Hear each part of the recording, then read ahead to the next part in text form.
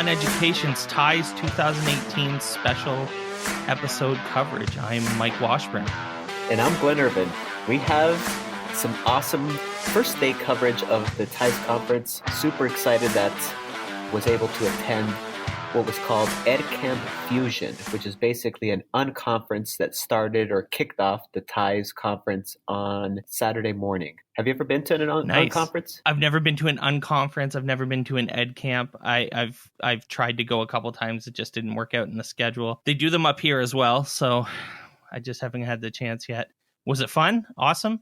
Yeah, they're super interesting because you never know what you're going to get because you actually create the schedule based upon the interests and passions and what people want to learn about in the room.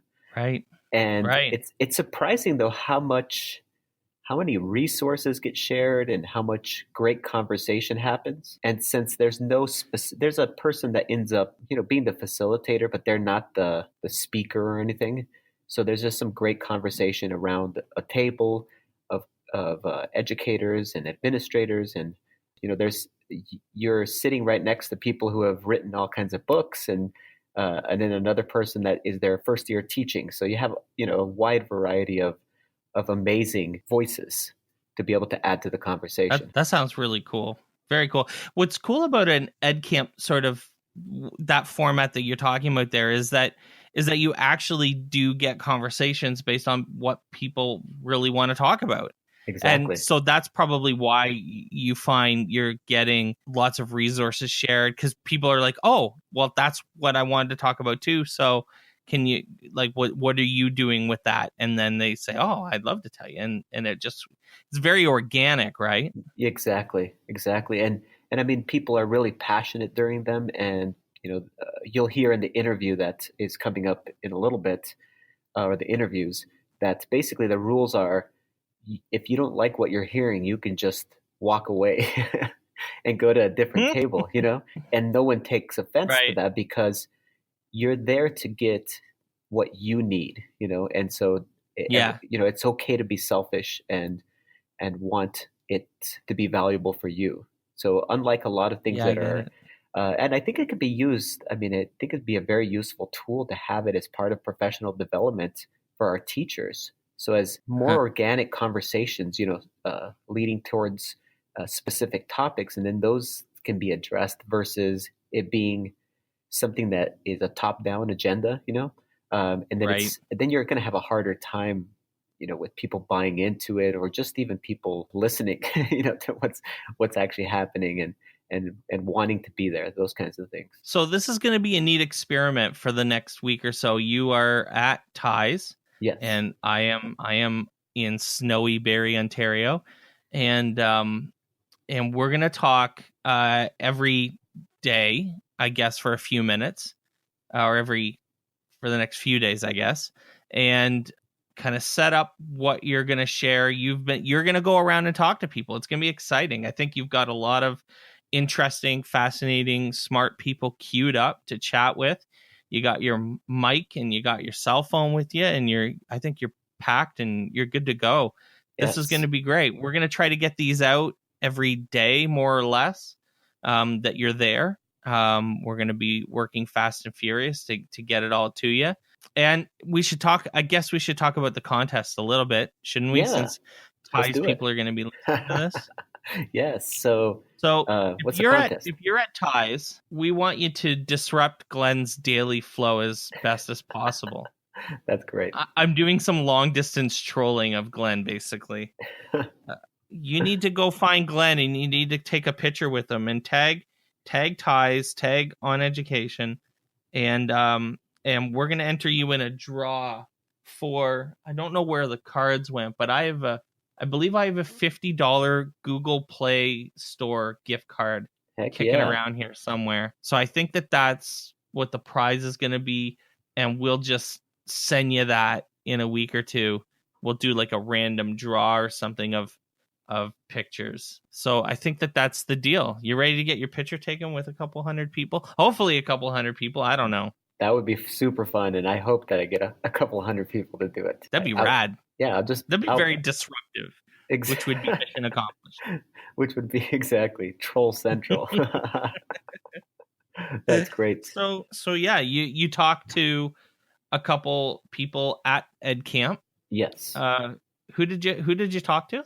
So I have Angie Kalthoff is someone that we've talked about on episodes before, and she actually was the organizer of this event in conjunction with the TIES staff, and she runs many of these unconference ed camps. So it was really interesting to hear her take on that, and a couple of the other organizers, and then even another participant from one of the neighboring school districts in St. Paul. The St. Paul School District had district leader there, technology leader there. And then we have Angie also just interviewing her kind of as a preview because she's one of the featured speakers here, specifically talking about coding and careers for young women. So she does it. Amazing. It's a great interview. Yes, that's you'll be able to listen to right here and next. I'm excited to hear it because I haven't heard it yet. So stay tuned. When we come back, we'll have Glen at EdCamp with a whole bunch of really cool people.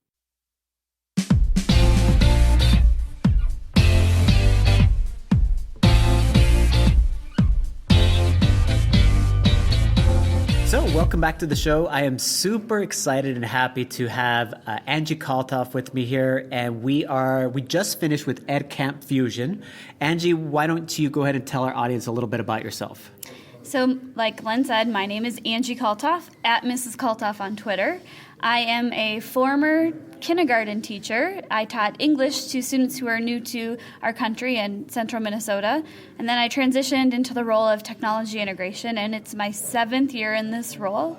And over the past 7 years, I have discovered that I have this connection and passion to computer science education and helping kids think about their thinking. And I've learned a lot about computational thinking as I've dug into computer science, and now I'm trying to make connections with kids and teachers and our community and how we can bring this into more learning opportunities. I was just thinking about how we met, Angie, and it's so weird. We met at the TIES conference. One year I was sitting by myself. Yeah. And on Twitter, I asked the question because I believe I was going to do a presentation on Minecraft, I think a poster presentation. And I didn't know how to automate the slides so that they actually, you could just press a button, they just changed automatically. And I think you responded to that on Twitter and said, hold on a second, I'll just show you. Yeah, you put a tweet out, and it was something that I thought I could help you with, and it just so happened we were maybe a block away from each other at that time, so we ended up meeting up together and did a mini type EdCamp, kind of. Yes. You posed a question, and I said I can help with that, so we got together, and you had your session ready by the time we were done. Yes, and so what's super interesting is that now I ended up where I work now. I'm only a few miles away from Angie. I'm in Sauk Rapids, Minnesota. She's in St. Cloud, and we basically live in the same area now and work closely. Yeah, in the past few years at TIES, we always ended up together at some point, yes. Usually for dinner or socializing or in a session, and now we get to see each other much more often. And we had no idea that would happen. No. How many years ago when that first tweet set out exactly. that set up the friendship.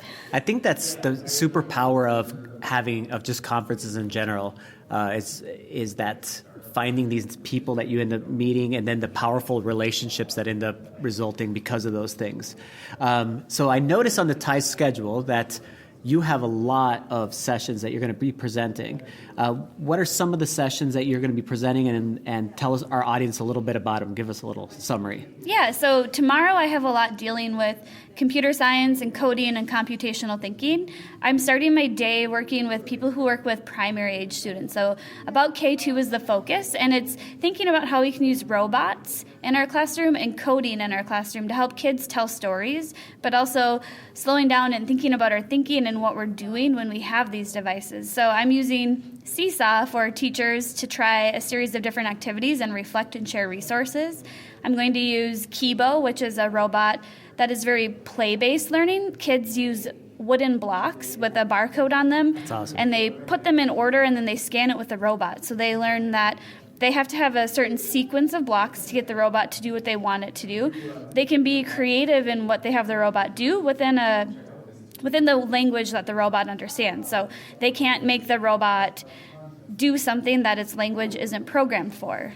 And so we start to think about how we use robots in our lives and what kind of robots we could create if we could create anything. And so tomorrow it's using the robots, but it's also using Code.org and Scratch Junior, which have programming languages for kids who don't know how to read yet, so early to non-readers, to help build that foundation at a young age. And my goal with it is that they have these experiences that they can think about as they get older, and when they have options for courses or clubs to join, they're not hearing computer science, coding, or robots for the first time, but they hear it, and then it triggers this memory of the projects that they've done, the things they've created to help people, the things they were able to do, and the proud moments they had.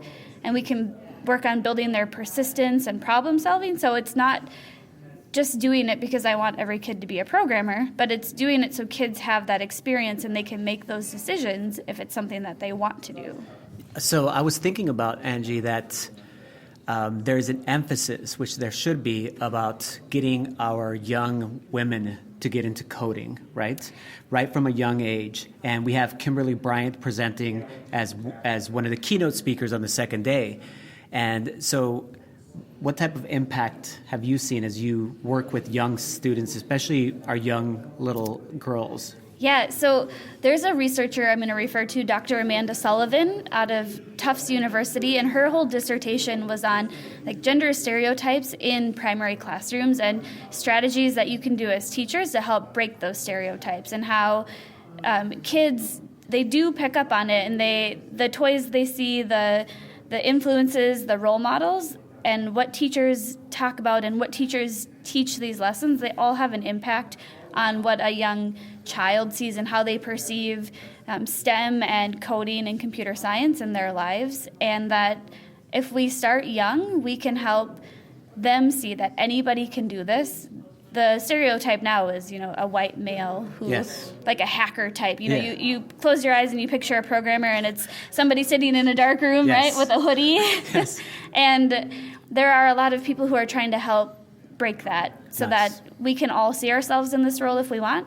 Another person that has done a lot of research, her name on Twitter is Pati Rue, and she did her dissertation on women in computer science and gender identity roles. And she just started at Bitsbox. So I'm really excited to see how she helps as a learning engineer with their curriculum and how she can bring her research into what she's going to create. Another researcher that I like to follow, she doesn't do as much with gender stereotypes, but she has a lot with early childhood and programming, is Dr. Marina Bears, and she has a book on coding as a playground. That's what it's called. Yes. And I'm setting up a book study right now with the Circle Educators group. So if you want to join in our book study, January and February is the 2 months that we're going to talk about her book, and then we have 2 more books related to computational thinking and computer science set up for the following months. And anybody can join this? Anybody can join. We'd love to have that? you join.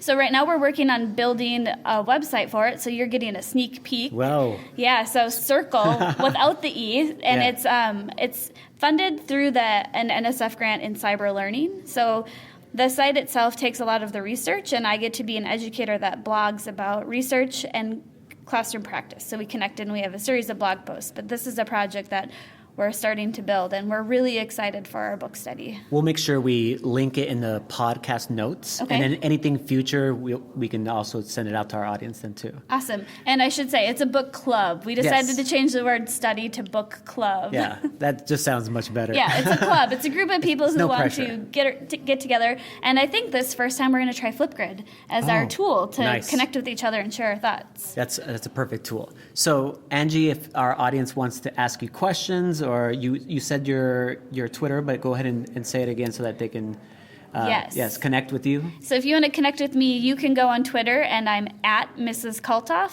MRSKALTHOFF. Nice. Thanks so much, Angie, for joining us today. It was awesome. Thanks for having me. I'm excited to come back and talk Hour of Code. Yes, we'll definitely have to have you on in a formal podcast, and then your wealth of knowledge. Perfect. Thanks.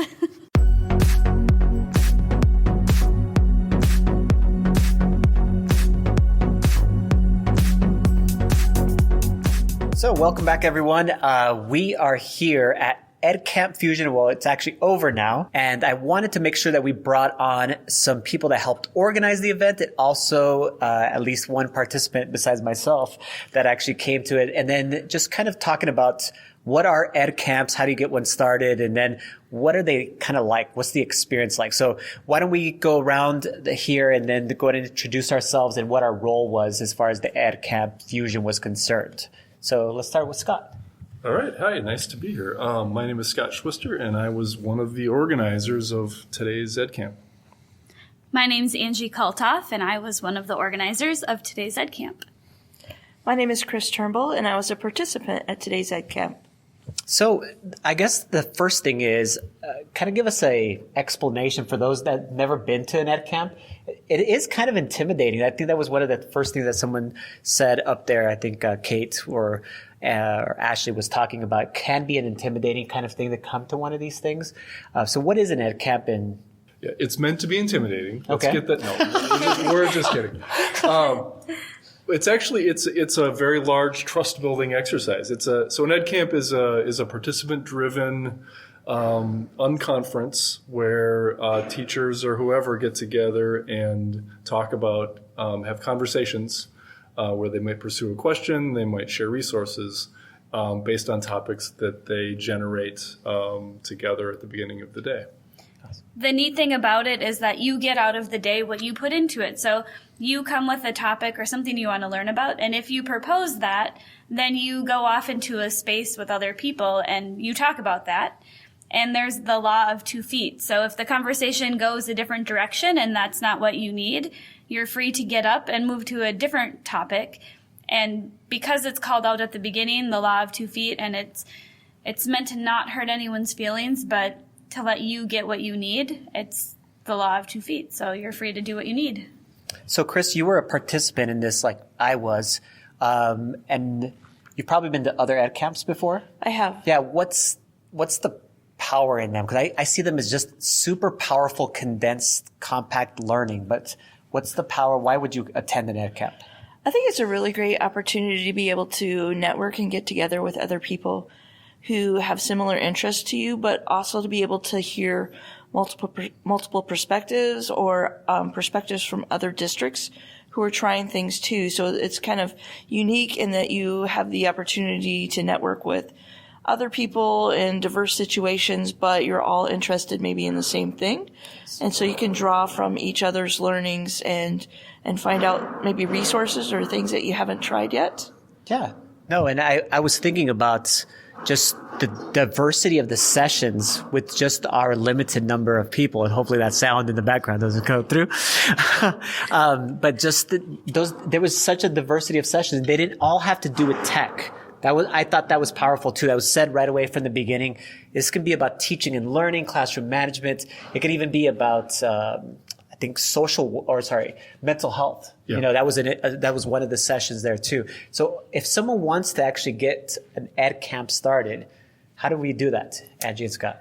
Yeah, so I help plan EdCamp Mid-Min, and we chose our name because we're in central Minnesota, and that's where we're sticking to our EdCamp being there, but anyone's welcome to come. And a group of teachers got together, and we decided we like talking to each other about what we're learning, and we want to create an opportunity for others to join in.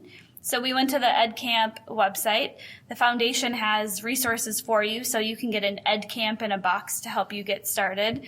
They also have a page of all of the EdCamps that are happening, so you can go to another one and learn, and you can put yours on their website so other people can find your resources. And what kind of advice would you give to people trying to start one of these, Scott? I mean, like, as an organizer, what would you say to them? I sort of think about it as it's almost like a community in a box. You're sort of creating, it's like a pop-up, experience where you're inviting people in to talk around either a theme that you have created by how you've established your EdCamp, or maybe it's sort of geographically related, but somehow there's something that's going to draw people into that day. And so I think really paying attention to how you invite people in and how you sort of make sure you create that space so that it's inviting and so that it opens up conversations, that's important.